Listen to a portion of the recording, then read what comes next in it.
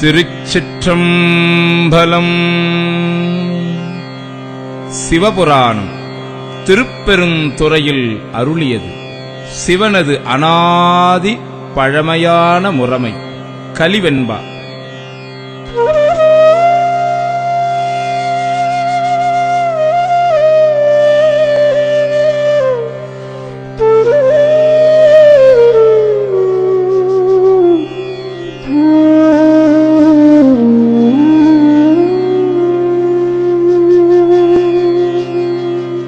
நமச்சிவாய வாழ்க, நாதன் தாழ் வாழ்க.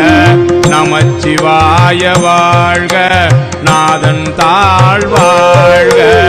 நமச்சிவாய வாழ்க, நாதன் தாழ் வாழ்க. நமச்சிவாய வாழ்க, நாதன் தாழ் வாழ்க.